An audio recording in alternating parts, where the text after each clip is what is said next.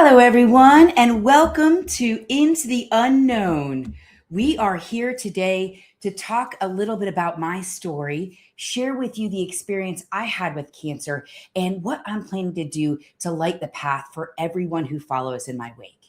Thank you so much to everyone who is joining today. This is my first multi platform stream. So I just want to go ahead and say if there are any issues, please use the comments and please let me know because I want to make sure this is working for everyone. So thank you so much for everyone who is joining right now. So let me just quickly introduce myself. My name is Julie Stevens, and I live in Atlanta, Georgia. I am a 46-year-old female who has worked in the field of industrial organizational psychology. And what that really means is I understand how to make talent your business advantage. So that means I use data to predict who will be successful in their job or who could be your next CEO.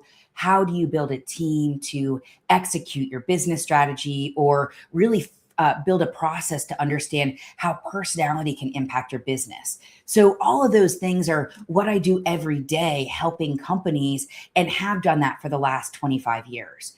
So, and I will just mention with my professional experience, one thing I'll mention that really stood out as valuable in what I'm doing is in 2009 and 2010, I worked with the American Hospital Association during the rollout of Obamacare to understand the legislation and how that's actually impacting the talent and the jobs within healthcare. So I was also a card carrying member of the American College of Healthcare Executives at the time. So I had done a significant amount of work in the fields of healthcare and understanding the business of healthcare. But to be honest, I did not understand the science of healthcare. So I just want to make sure I make that point. But at the time of diagnosis, I was living the standard American lifestyle. I was overweight. I was overstressed, not exercising enough, certainly not sleeping enough, years of being stressed. I was up to taking 10 medicines per day just to function. I had a disease called chronic idiopathic urticaria. And for those of you that aren't familiar with that, it means I would have spontaneous hives. And they told me I would never find the reason. The day I went to get divorced in 2010, my body broke out in hives head to toe. And for 12 years after that, I continuously had these hives. And this was one of the major wake up calls to me because my immune system had been on hold. Because at the time of diagnosis, I was taking 8 allergy pills a day, 3 pills every day, and biologic shots every 2 weeks. So this was a pretty significant amount of pharmaceuticals I was putting in my body just so that I could function normally. So certainly when I was diagnosed on June 14th of 2022, I was under the age of 45. I didn't have signs or symptoms.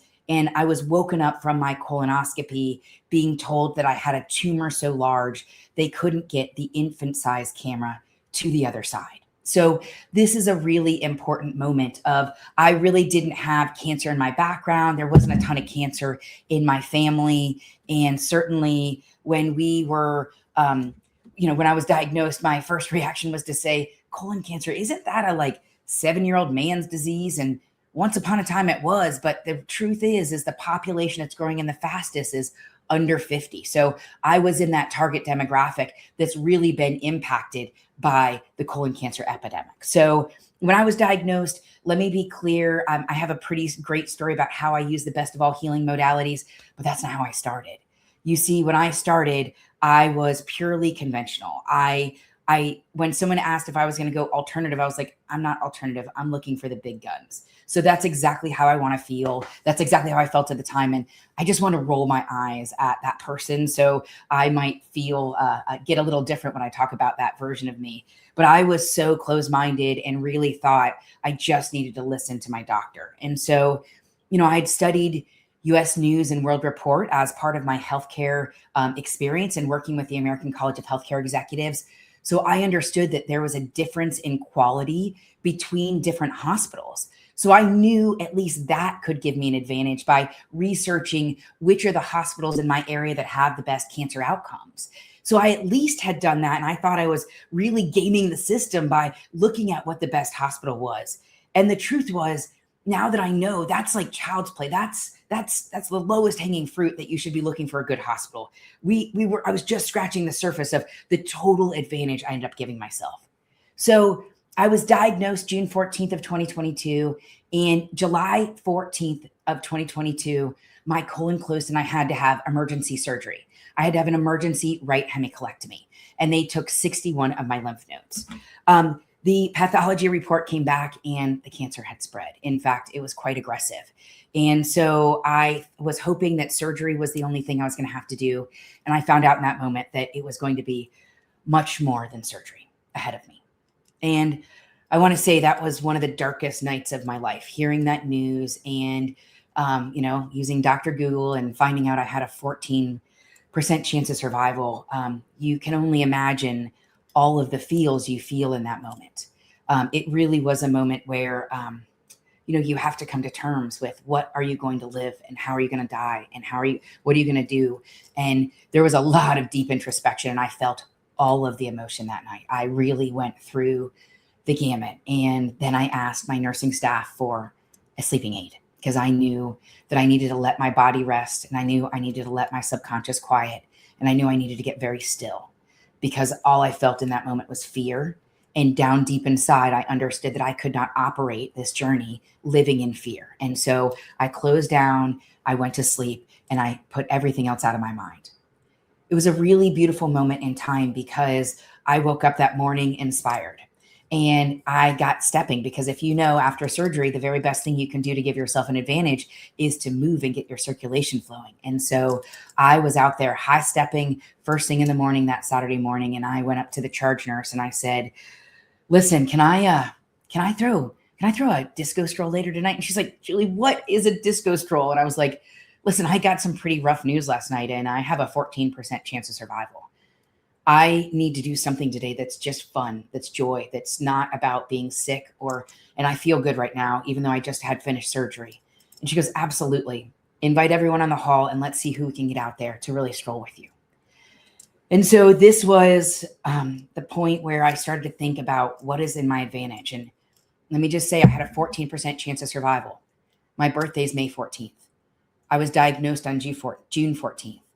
I had to have my emergency surgery July 14th. So there were a lot of 14s lining up in my favor, which gave me some sort of peace in my journey that maybe there was something here. But as well, I thought about what are the advantages I am going to bring to the table. And they're a little funny. So let me tell you what the advantages are I came up with that day. So first I understand industrial organizational psychology, which means I understand jobs, which means I understand how to get the best out of the people that are there to help me. I don't have to guess what their job is. I actually could dig in, and I did dig in to understand how are they hired? How are they compensated? How are they educated? What can I hold them accountable for? So my advantages in IO were pretty great. It also meant I understood how to build teams. I also, in my studies of industrial psychology, had come across this idea of positive psychology. And I actually credit one of my professors at Agnes Scott, Dr. Jenny Hughes, with teaching me how to really harness positive psychology and inspiring me with this knowledge. But so I understood the power of positive psychology and how that could play out in health outcomes and in life. I also understood the business of healthcare. So I had worked with the American Society for Clinical Oncology. I'd worked with the American College of Healthcare Executives. I had intersected between those two. I had done tons of succession strategy and compensation model reviews and board meetings. So I really understood the business of healthcare. I also have an amazing network of support. I immediately set up a Facebook group called Team J and had hundreds of people out there that were willing to help me on my journey. So I never felt alone. I live in Atlanta, which is a very healthcare dense city. So I never had a problem with not being able to find the specialist I wanted. I was cash flow positive. I had a great career. I made great money. I had a very healthy savings account at the time. And last but not least, I like to party and I like to have fun, and maximize joy was my mantra. And so I really like to throw theme parties. And so you could see that by having that disco stroll when I was told my cancer had spread and inviting people in the hall to join me in movement and flow, that was my version of how I could really get into my center and help myself find that deep down emotion and find my strength. So I did that night. I went out, and at 5 o'clock, I took a shower. I put on my dress. I had my speaker on my soul pole, or with all my liquids and all my IVs attached to it. I felt like I was an octopus because I had so many lines going in and out of me. But I walked the halls, and I invited everyone to join with me. And it was one of those moments of complete and utter joy just for me.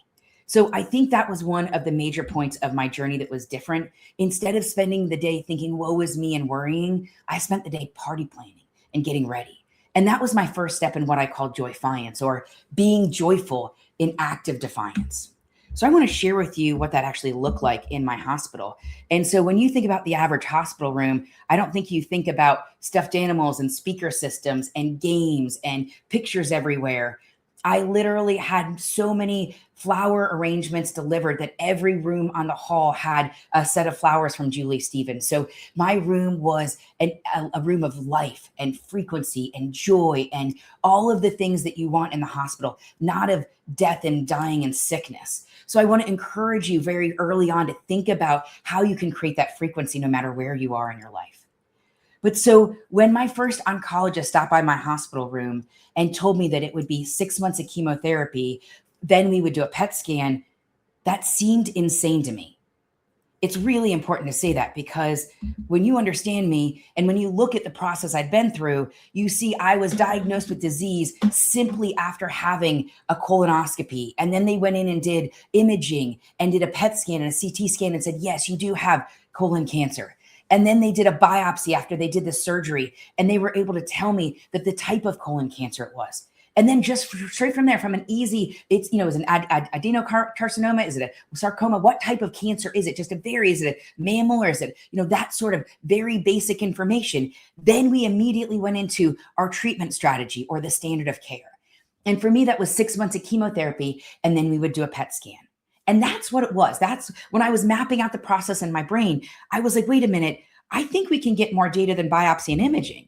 And so I started to really start to understand that and figure out what I could do to pull in my advantages. And so I simply asked that first oncologist what we could do to measure treatment effectiveness, what we could do to measure in between the first and second treatment so that I would know I was winning the war. And she condescendingly said to me, oh, honey, that's not how we do it. But that was exactly how I did it. And you'll learn in just a minute, that's exactly why I'm alive today. So that first doctor being such a condescending little was exactly what made me stand up and say, wait a minute, what you're saying does not add up. It does not follow the scientific method. We should try an intervention and then measure it to see if it's working. We are playing with 86% chance odds. I will fail. I am not willing to play and wait to get data to measure effectiveness. That was it. That was the moment where it was like the Truman Show, and there was a crack in the armor, and I could see, wait a minute, this is not strategic. If I want to do what the 14% do, if I want to understand what did they do differently, and let me tell you something right now, I only wanted to understand what did the 14% do differently. So I needed to understand what I could do to give myself that advantage, because that 14% had an advantage somehow. And at this point, I didn't understand that there were different types of cancer. And I didn't understand that your constitution of your body mattered. And I didn't understand that your environment mattered. I just understood that 14% of people survived. And I wanted to know what that was. And that lit a fire in me that helped me understand I need to figure this out. And I'm not just going to follow blindly. I'm going to seek the path that is not typically sought, because that's what the 14% did. So this is really important, A, that you understand cancer, everyone's cancer is like a unique thumbprint. So the exact path I followed will not work for you, because you have a different type of cancer, a different environment, and a different body. So you need to make sure that the journey you're following is unique to those three aspects. And right now, all we look at is biopsy and imaging of the type of cancer. It seems so silly once you understand what was possible. So I knew that this journey of using biopsy and imaging and then going straight to some sort of treatment, that wasn't for me. I knew that I wanted to dig in. But before I do that, I had to switch my brain, because I was starting to get scared with all of this talk and 14%. I was starting to get scared. So what did I do? I started watching superhero movies. That's right. Every day I would watch a Disney movie or a Marvel movie, some movie out there, to try and inspire me that I had magic inside of me, that there was something that was untapped and I could do something that no one else could. So down deep, I just trying to keep feeding my subconscious. I was the 14%. I am the 14. So that was what my positive psychology and my mindset was so clearly to help me through this. So I knew that I had to change my mindset, and I knew I had to use data, and I knew I wanted to use the best of technology. But now enter my cousin, Chris.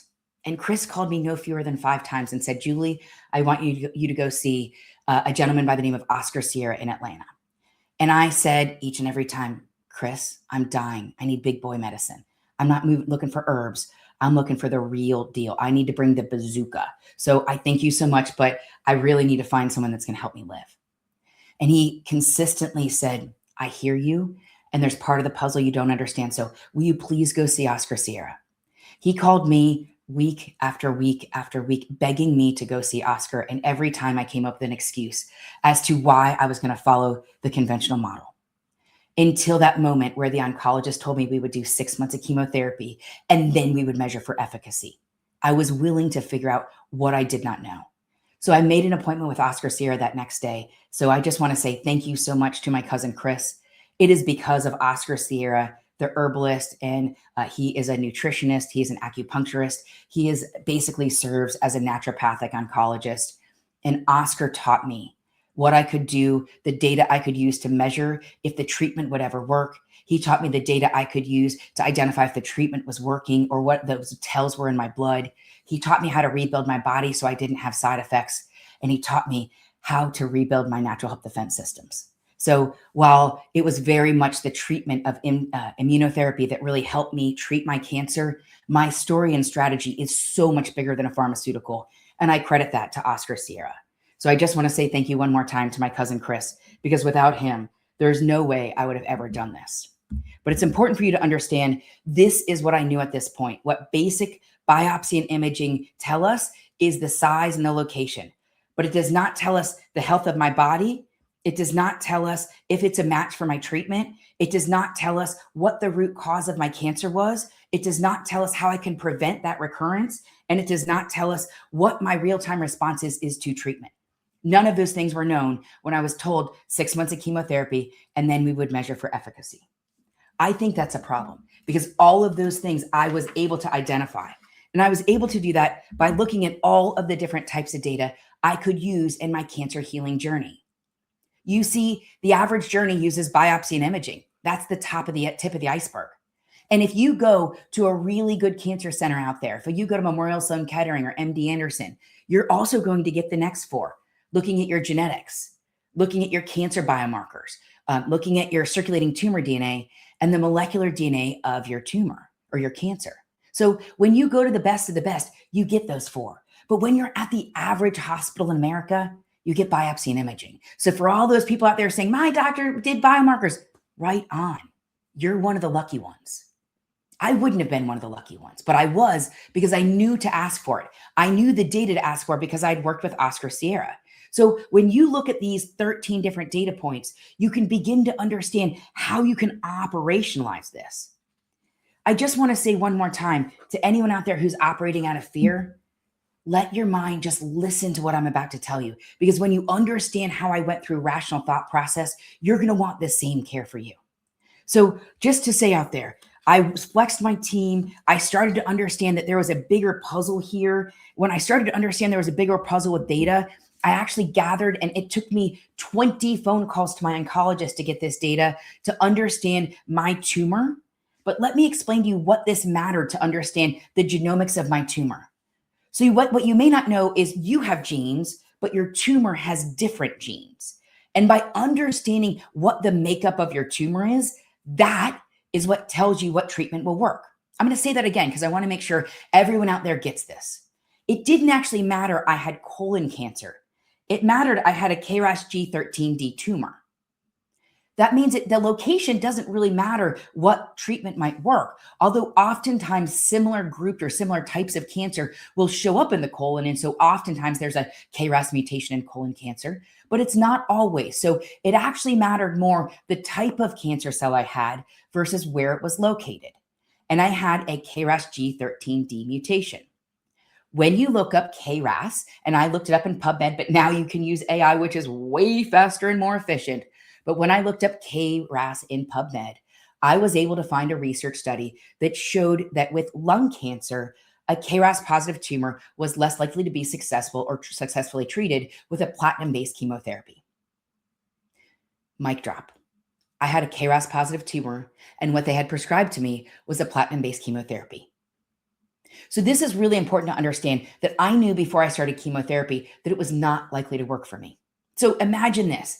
My first oncologist, that one who said I'd have to do 6 months and then we'd do a PET scan, that was the one who had to order my path so that I could get the information on the genomic information of my tumor. That's the one I had to call 20 times and basically say, if you don't order this, I'm going to be so annoying and start coming to your office. So please just order this data for me.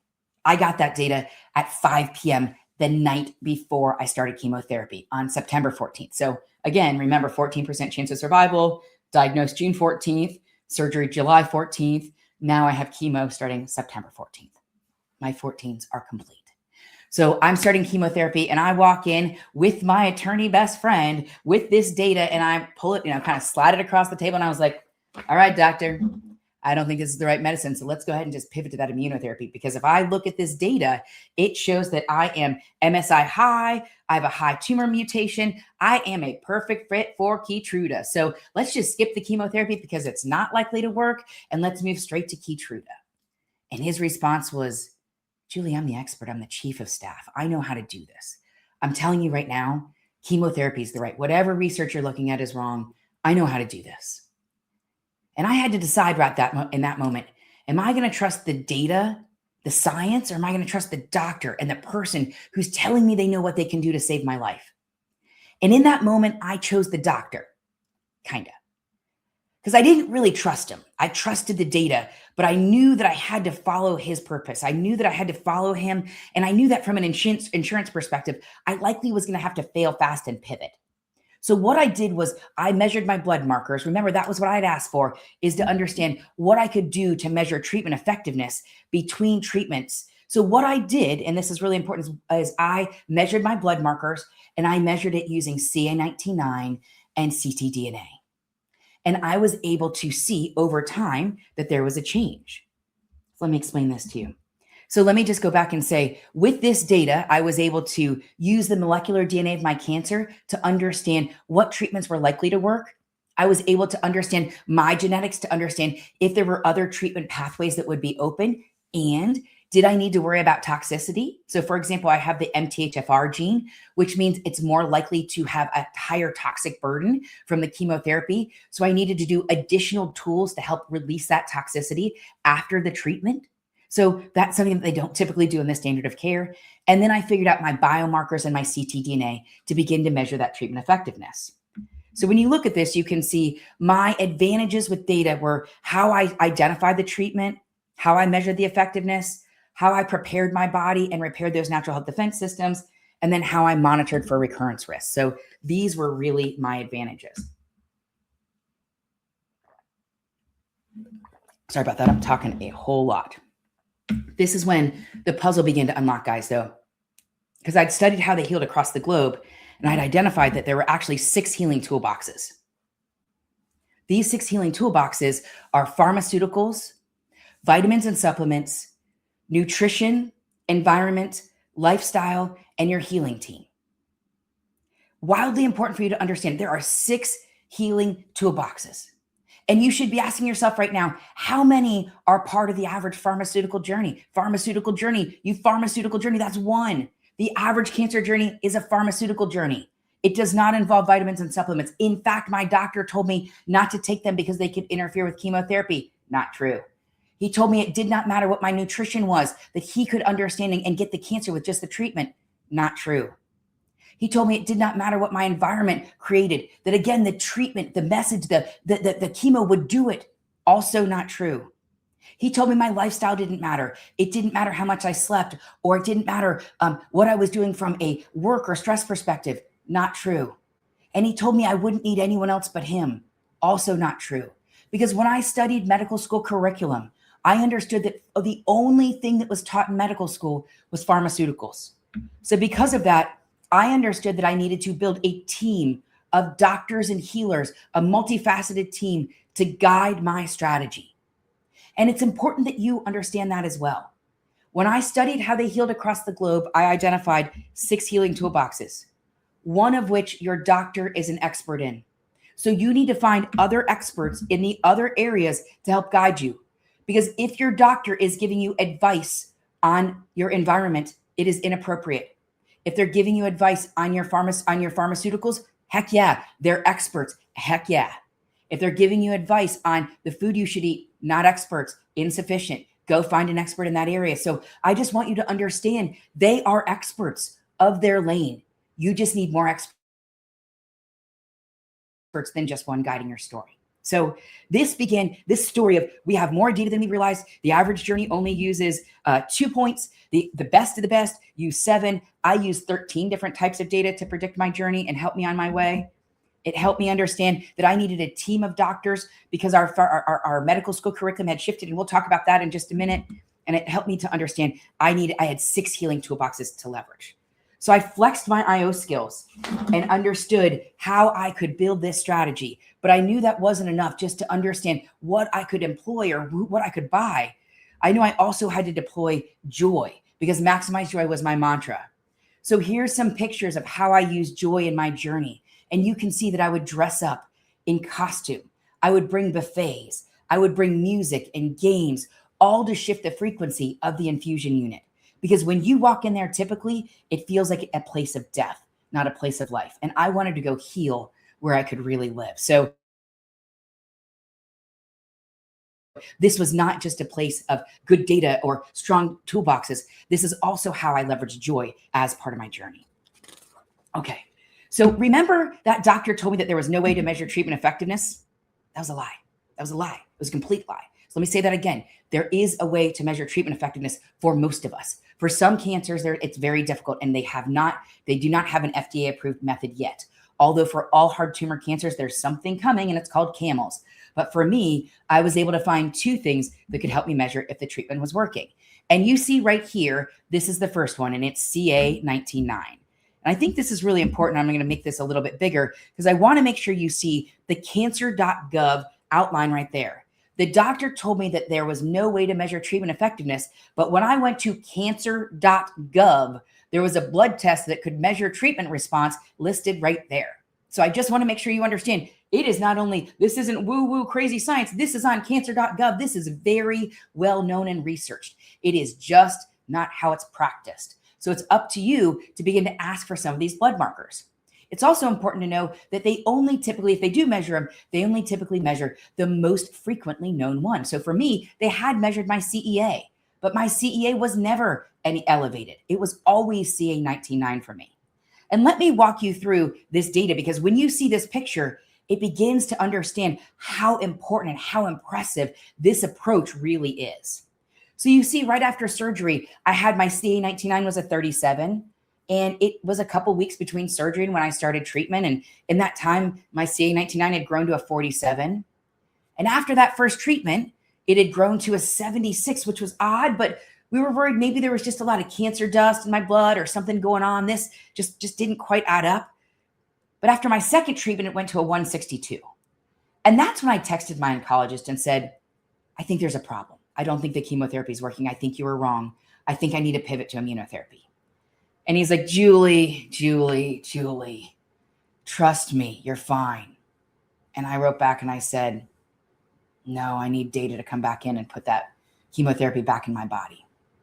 And so he ran a PET scan and he also did ctDNA. And this is more precise data. And you can look even by this. It was quite clear that my cancer had gotten worse after I started chemotherapy, not better, which was showing that the cancer was aggressive, inoperable, and chemo-resistant. So it was really imperative for you to understand that the thing that my first oncologist said was impossible is the exact reason I'm alive today, because I was able to fail fast and pivot after only 2 chemotherapy treatments, which means I didn't have that added toxicity in my body, which would have made it more hospitable to cancer.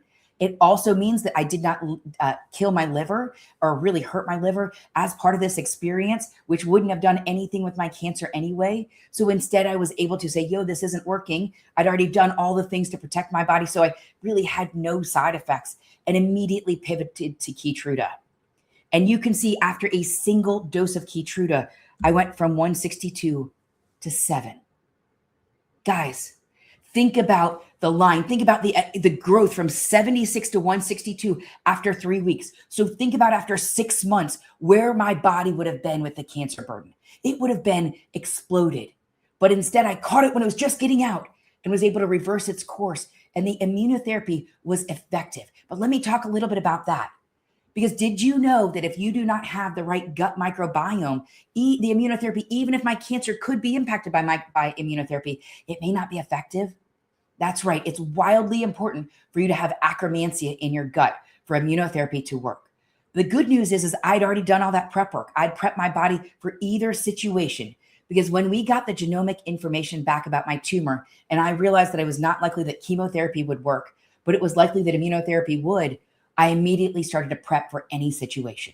For me, that meant I needed to get off my medicine for my GERD. It also meant that I needed to re-update and really flush out my microbiome. So I was doing quite a bit, from it was butyrate enemas to drinking GI Complete to all sorts of things to repair my gut and make sure that I was as strong as possible before we put immunotherapy into my body. And for anyone out there, I'm just going to quickly explain to you what immunotherapy is, because this was also new to me. You see, chemotherapy is like bringing a bazooka to kill a fruit fly. It's going to kill anything in its path it can. But immunotherapy is wildly intelligent. In fact, what immunotherapy does for you is your tumor, so my KRAS G13D tumor, emitted a frequency. And that frequency made it where my immune system couldn't find it. And what the immunotherapy does is it cuts the frequency. So my immune system can now go and find the cancer and get the cancer and kill the whole cell. So I was able to create this ravenous immune system by blocking the toxicity so it was really strong. My army was strong, by pumping that up and making sure it was piping strong, by doing everything around my microbiome, then taking the medicine that took the Wi-Fi out so it could find the cancer. I had a 162 to a 7. So it's really important to understand all of the things I've done to give myself that advantage. But it's important that you see in that experience right away, I was able to see I was winning the war. Can you imagine what that did for my mental health? So can you imagine how powerful I felt when I understood I had thwarted the thing that was going to kill me, and I figured out the thing that would save my life and was able to gallop gallantly towards that victorious end? It was pretty awesome. So imagine my excitement when I was sitting on the beach in Mexico, which is what today is the celebration of. It is 3 years from the moment I was sitting on the beach in Mexico, and I was hearing my very favorite band, Widespread Panic. And in fact, I'm going back to this exact spot next week, and I cannot wait. But I was sitting on the beach in Mexico, and I had been thinking all day while I've been at this vacation, why am I living and others did not? What is the secret of my sauce that I can teach others? And it hit me in the middle of this moment. And it was this song called Good People. And then it's like, we are the good people. And it was like, it hit me in this moment. I was like, I lived a different formula to heal cancer. And if I teach people how to get this data here, I can predict this. And if they do this here, I can do this. And I knew right in that moment that I had figured out a different formula to heal, because you see, it had taken me 9 months to heal my no evidence of disease, to go to no evidence of disease. 9 months after my diagnosis of stage 4, aggressive, inoperable, chemo-resistant colon cancer. I was sitting on a beach in Mexico in the middle of treatment. I felt so good in treatment that I was sitting on the beach in Mexico, and I was able to figure out I lived a different formula for healing. This is the moment I'm celebrating today, because it has been 3 years from this moment when I realized I had this to teach the world. And you see here, it doesn't just go from biopsy and imaging into the standard of care. No. Instead, it says, stop. We're going to collect data on the individual, on the type of cancer they have and on their environment. And then we're going to build this strategy after we choose to live in joy and find our flow. So we're going to build this strategy, and we're going to build a team. So it's not just relying on one person to guide us. No, we're going to be empowered, patients, choosing and making these decisions so that we have the power inside of us. And you can see here, it's not just you go and get your treatment. No. We're going to simultaneously treat our disease, heal our root causes, which means rebuilding our natural health defense systems. We're going to mitigate those side effects or outsmart them, which we know is possible. And we're going to collect data so that we can measure if it's working or what else we need to do and fail fast and pivot. This was the strategy. I imagine on that beach in Mexico, as you in the middle of that concert. So you can imagine they're playing the song, "We Are the Good People." And I realized I lived a different formula. And I turned around and I said to someone, I'm about to be the CEO of a company because I just figured out a formula to heal cancer and I'm going to change the world. And that's exactly 3 years later what I'm here to say today. I'm excited to do. So it has been 3 years, and I just want to say a couple things of thank you, Chris, one more time for forcing me to go see Oscar, because without his knowledge, I would have never been as successful as I was, because he taught me how to be a data gangster. So Oscar Sierra, hell yeah. But one more time, here's that formula I created, and isn't she pretty? Doesn't she follow the scientific method? It's pretty cool to see how that all came together. So I just want to say this because it's important for you to understand there's very sobering statistics when it comes to cancer. And in fact, 1 in 2 men and 1 in 3 women will have cancer in their lifetime. And when you understand cancer, you understand that only 8% is genetic. 92% of all of those cancer diagnoses, so 40% of us will have cancer, and 92% of those are because of epigenetics, or what we eat, drink, think, do, and breathe. Okay, I'm going to make sure I stop and pause there because that's really important for folks to understand. 1 in 2 men and 1 in 3 women, so 40% of us will have cancer in our lifetime, and 92% of those cancer diagnoses are due to what we eat, drink, think, do, and breathe. So we have choice, we have power.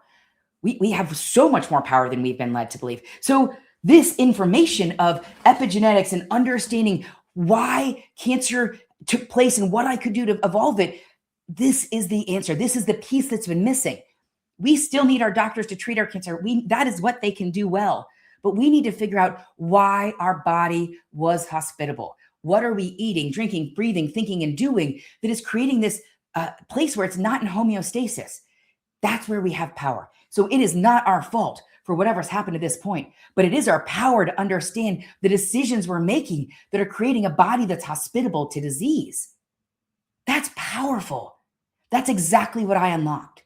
So in the last 3 years, I have done every bit of research I can to understand why was my body hospitable to cancer? And there were a lot of reasons for me.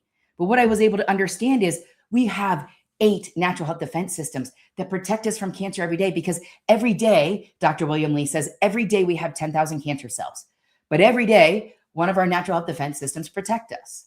So it is in our best interest to understand what is the data set we can use to measure if these systems are working well. What are the foods we can eat to optimize these systems? What are the exercises we can do to optimize these systems? What are the lifestyle decisions around sleep and stress we can make to optimize these systems? Because I believe in my core, if these systems are strong, cancer cannot thrive. This is the difference of what we're trying to bring to the world today. This is the crux of the class I just started teaching of health defense. Because each and everyone out there can work to optimize these 8 natural health defense systems so that they can build a body where disease cannot thrive. This is really, really important for us to understand. But I just want to do a quick history lesson because this is big, what I just said. So I want you to understand why I think I can do this and what's happened in our history to get us in this situation. So cancer in the early 1800s, primarily surgery was the only treatment. You can imagine that in ancient era, that's really all we had. So, but then we thought about things, and in the late 1929, a gentleman by the name of Otto Warburg actually won the Nobel Peace Prize for his approach to understanding that cancer is a metabolic disease. You see, he understood that cancer metabolized sugar differently than other cells.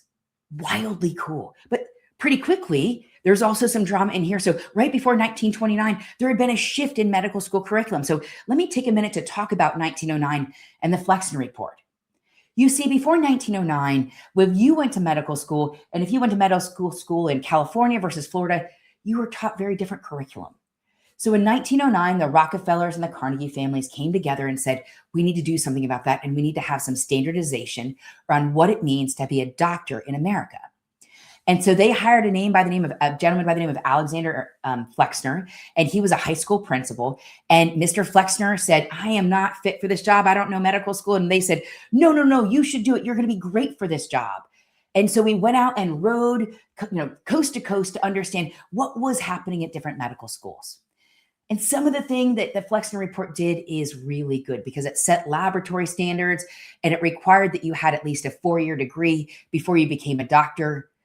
But it also shifted science and medical school forever to move away from root causes into an allopathic model, meaning symptom remediation. This is important because we went from saying, why are you getting sick, to what can we do about your sickness? It also is when we created specialties. So we started to look at orthopedics, and that's when we started to look at oncology, and that's when we started to look at all these different specialties, which is great. But that means there's no one looking at all of these things together in tandem.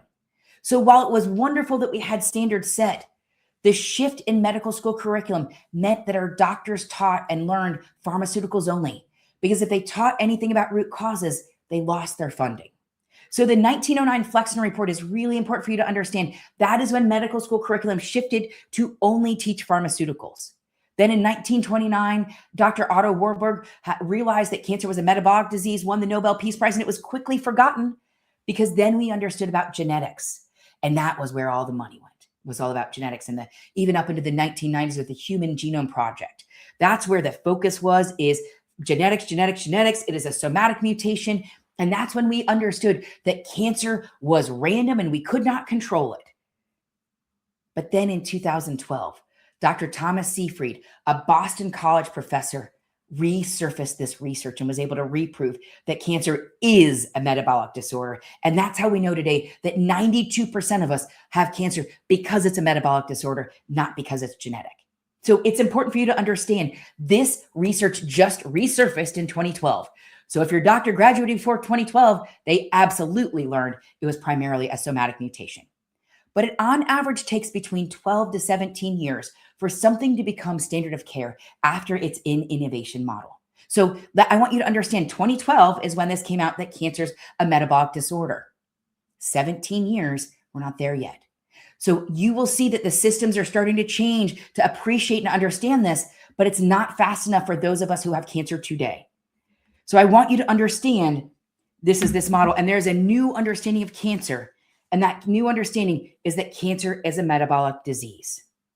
That is why what I'm doing is truly so innovative, and why I'm trying to teach you to be an empowered patient, because this is the time that really matters, that we can make a difference in asking for these innovations and asking our doctors to level up. So think about that moment 3 years ago. I was in the middle of a concert dancing in Mexico to my favorite band in a moment of pure joy. I knew I'd won my cancer journey. I knew my stage 4 aggressive, inoperable, and chemo-resistant colon cancer was out of my body, and I was feeling like I was on top of the world. That moment changed everything. That was the moment that changed everything. And every moment in the last 3 years, I have worked every single night, weekend, and holiday. Because guys, remember, I still had a full-time career in industrial psychology. So I was doing this in every spare moment I had. And I have been busy. I've been busy. So I want to start to teach you and tell you what I've done in the last 3 years to really shift the future of cancer globally. And let me tell you something right now. In the last year, people from 139 countries went to my nonprofit website. So I am impacting cancer globally today, but we're just getting started. So let me teach you what I've done so far. So the first thing is I understood the role of the patient. That's right.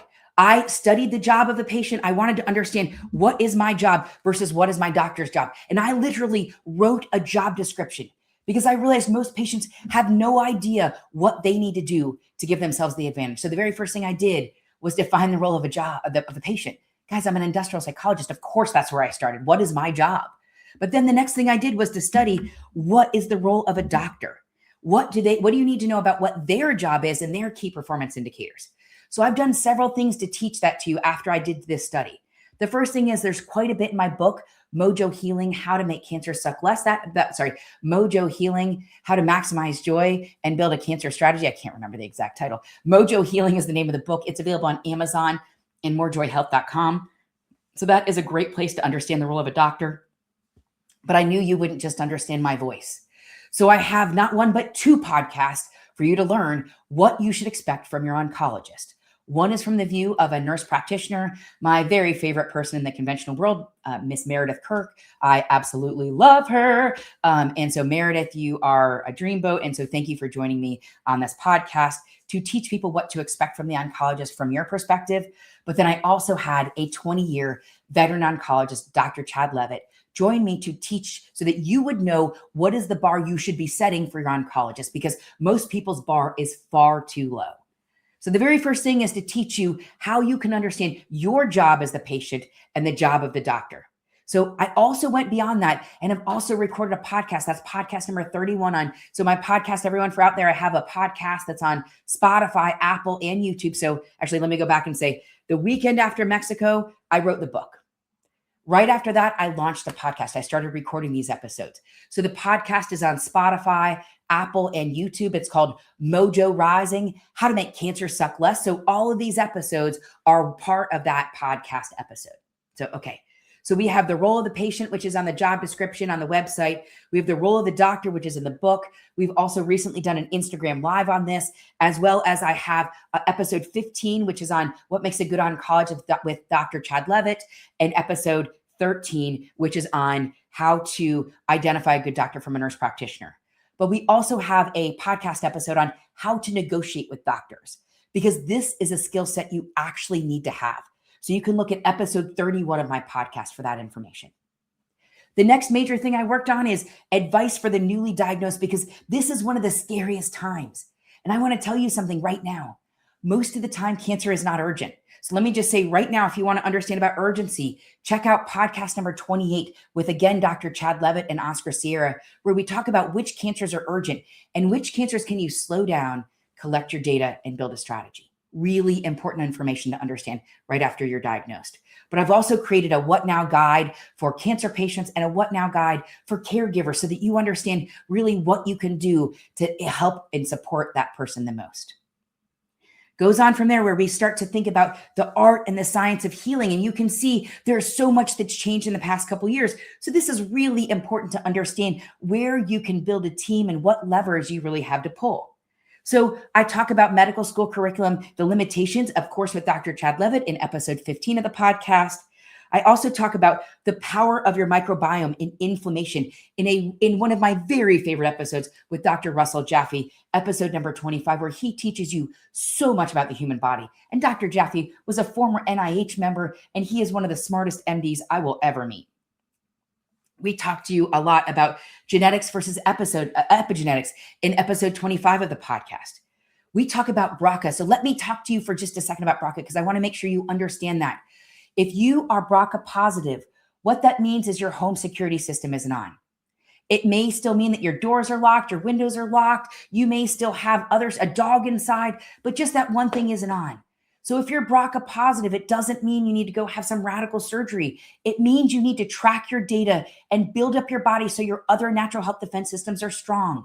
So I just want to teach you, hey, you don't have to jump to that crazy outcome. You can wait and see if you can have children. You can wait and not have to sacrifice your body out of fear. You can let data drive that strategy. So I just want to let you know, if you are BRCA positive, it's not the end of the world. And we recorded a very powerful podcast with my oncologist, Dr. Reddy, a BRCA positive Katie Mathis, and Oscar Sierra to talk about this really important topic. Beyond that, we also talk so much about how to use data to predict outcomes. I've written a class on it. It's part of my Heal Smarter class, as well as there's all sorts of podcasts. Podcast 1, 4, 8, etc. So tons of area around this art and science of healing. Let's keep going though. The next area I've really focused on is preparing for treatment, because you may not know this, but you need to prepare for treatment as if you're preparing for a marathon. That's right. We don't know that in every day, but when you actually build your body up before treatment, you ride the wave and you don't have so many side effects. So to help you understand how to prepare your treatment, we have an entire podcast episode on that. Episode number 2. We talk a lot about how to outsmart side effects in the book Mojo Healing. We also have an entire side effect strategy builder. If you didn't know, you can go to our website and mojohealth.org and type in any side effect, and you can learn the supplements, the diet, the lifestyle, or the healers you can use to outmaneuver that side effect. That's all free, available right today. So please go use that. We also have podcasts on things like cold capping, so that you understand the latest science and how that works if you want to outmaneuver those side effects. And of course, it's really important to understand herb-drug interactions, which is not something your oncologist or a nutritionist in a hospital system has been taught. It's really important for you to understand that. You need to find an expert who understands herb-drug interactions. Don't just believe everyone. If someone says you can't take that, my response simply was, if you can show me any data that shows me there's an issue, I will discontinue immediately. But until you show me data, you're acting in fear. And guess what? They never showed me any data. So I just want to encourage you to challenge that herb-drug interactions, because oftentimes they're speaking out of fear that it could impact the success of the chemo without understanding how it could positively impact the success of the chemo. But beyond that, let's talk about how I help build your healing strategy. This is such a big one. I consider myself now a health strategist. So I built an entire book around how to build a holistic healing strategy, Mojo Healing. I certainly have podcast numbers 3 and 18 on this as well. We talk about the healing toolboxes, and there's all sorts of references out there. We teach you how to rebuild your natural health defense systems in our Heal Smarter and Health Defense class. We have our Dig a Little Deeper diagnostic, which teaches you how you can build an environment that is less toxic. That's available free on our website. We have diagnostics around why your environment matters, how you can use food as a strategy, or we even have our podcast around that. We have a podcast around environment with podcast 12 with Katie Tarr, food as a strategy with Peter Broadhead, number 21. Radiation pro tips with radiation experts, literally doctors around the world teaching you about how to protect your body if you're going to go through radiation. And of course, I already mentioned Urgency, our podcast number 28. But let's go on a little bit, because I didn't just stop there. In the last 3 years, I also focused on things that you need to know about navigating the system, like how do you navigate insurance? That's podcast number 9. Or how do you plan for end of life? That's podcast number 10. Then I moved into what nobody talks about, which is the mind, body, spirit, because that matters, but they don't tell us it matters. So certainly I would suggest you listening to a podcast number 35 with Dr. Brenda Stockdale, who tells us about the power of psychoneuroimmunology, how positive psychology, you can see that throughout my entire journey, but how to live in joy and flow. That's episodes 20 and 22 of the podcast.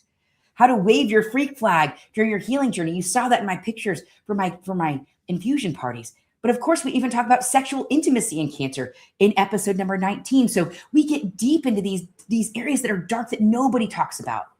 But we also go deeper than that and just give you some practical guides and resources. We have a guide on neuropathy, or how to get better sleep, or how to find better quality supplements. We've even literally manufactured EMF blocking blankets so that it's easy for you to hit the easy button everywhere when it comes to cancer. So the last 3 years, I have literally written guide after guide after guide and put them on our website or on a podcast to teach you how to navigate your cancer healing journey differently. All of this is what I spent my time on in 2023, 2024, and 2025. So now we need to get to what's happening right now. And we have some pretty exciting things happening. The first is the end of, or probably about mid-year last year, I launched a class called Heal Smarter, which teaches people how to rebuild their natural health defense systems, how to use data to predict outcomes and really become a data gangster, and how to build a holistic healing strategy, bridging the best of conventional, which is what our doctors learned in medical school, and traditional, which is what they've practiced around the world for thousands and thousands of years together, so that you can have the best of healing the root causes, which is what traditional healing does, and treating the disease, which is what conventional healing does. So this Heal Smarter is really the class to help patients integrate these, to understand the options they can take to build a body that is less hospitable to disease. Next is, we've also built another class called Health Defense. This is a class for anyone who wants to understand how they can optimize their cancer, and reduce their risk of cancer by having stronger natural health defense systems that actually fight back against disease. This is amazing research around those 8 natural health defense systems and the decisions you can be making every single day that optimize the opportunity of health. So these are wildly good. Everyone has responded. It is a really, really strong class. So this has been excellent, and we keep refining it after every class to make it better and better and better. So I think it's really important for you to understand we have been building a lot. Before we go any further, though, I just want to say, after I wrote this class, Health Defense, I realized I was not giving myself the advantage anymore. The reality is when you have a full-time job and you're also trying to impact all of this change every night, weekend, and holiday, you're not actually living and getting enough sleep. You're not actually having a healthy amount of stress. The reality is I was putting myself in dis-ease. And I knew it. And I began to feel it. And I began to show it. And my body began to feel weaker. I began to have struggle sleeping. And I could feel my body just really slowing down. And over Christmas, I really was putting a lot of thought into how can I get back to living a life where I'm really setting myself up for success, because it's not happening. And I believe it's time that everyone understands they have a strategy for cancer, but I can't do that and put myself at risk. And the universe responded. And my full-time career is actually ending February 6th. So what that means is I now have the opportunity to do this full-time and to truly begin to impact the change globally that I think we can, so that everyone out there understands there's a strategy around cancer long before they're diagnosed and they go into fear mode. So I am so excited to be saying I will be teaching some of the classes, and you can sign up for those at mojohealth.org, but that's not it. I'm just going to explain quickly, because I know this is a question many of you will have. Where can I go for one-on-one support? And I just want to say there are 3 places out there, because right now I'm still not set up to give one-on-one coaching. But right now there are 3 places for anyone who is battling cancer and needs support right now that I would highly suggest. The first is Nurse Navigator Megan Graves. She works at Beacon RN. Megan has been an apprentice of mine for months, been studying what I learned, and she is absolutely amazing. If you have breast cancer, I cannot suggest anyone else that will help hold your hand and guide you on your journey. So Megan Graves from Beacon RN, highly suggest. Number 2, of course, is Oscar Sierra. He is the reason I understood how to heal my life, how I could do this, to become a data gangster. He's incredibly important. I couldn't imagine any money being better spent than meeting with Oscar Sierra. And he's at Sierra Botanica and Collaborative Medicine. And last but not least, I would suggest Dr. Chad Levitt. Dr. Chad was a 20-year veteran oncologist who you can now hire to be on your side. And he will be your detective, your conventional treatment detective, and look at all of your options and all the choices and help explain that to you and help negotiate with your treating oncologist. So that capability is out there as well. So I just want to make sure you understand, before I get set up for one-on-one coaching, there are 3 choices for you to fall on. So really quickly, I would just say all the things I'm working on are to help you understand how you can operationalize what I did and how you can begin to make better decisions. The next thing I'm about to tell you is the biggest thing I'm going to do in 2026.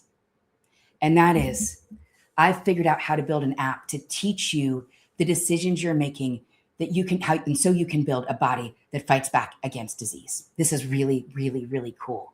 This is really, we're right on the precipice. And in fact, if you go to VedaLife.app right now, you can sign up and get a free trial. We're not quite there. We don't have our onboarding videos quite set, and we're still shifting our corporate color. So we're so close to being launched, but I just want to give you a sneak peek that VedaLife is coming soon. And VedaLife is the app that you can upload your blood markers. You can upload your genetics. You can upload your information. You can also track your moods, your symptoms, your vitals, how much you're sleeping. You can take a picture of your food, and it will create an 11-dimension view of health and healing for you.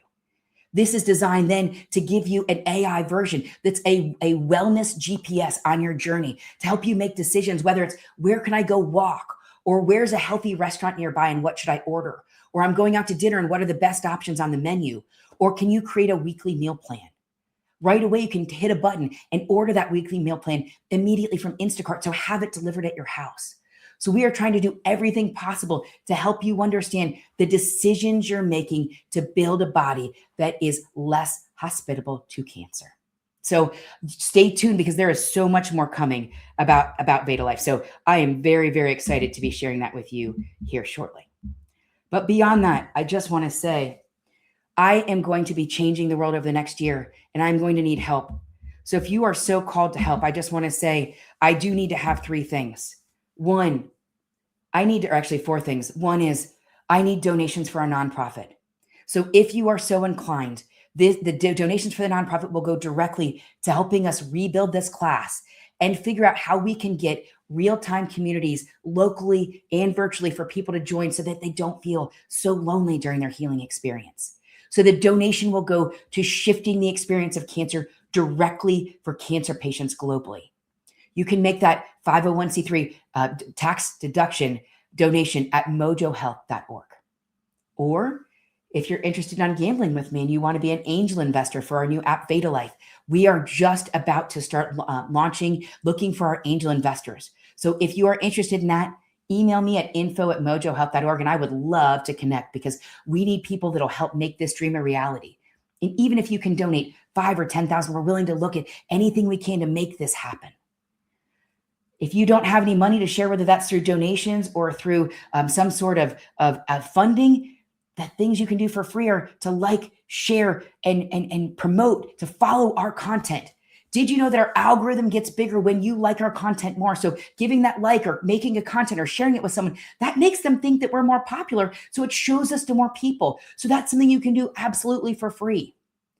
Or if you're willing to share your time, talent, and treasure, I'm going to go ahead and say, please go ahead and do that. If you're an expert at HubSpot, or if you're an expert, let me move this so you can see this a little better. Oh, sorry, that's not the one. If you're an expert at HubSpot or on social media, or if you're an operations expert who has done work in a launch company, or if you understand PR well, or can help connect me to someone in the media, please, this is the sort of research that we need.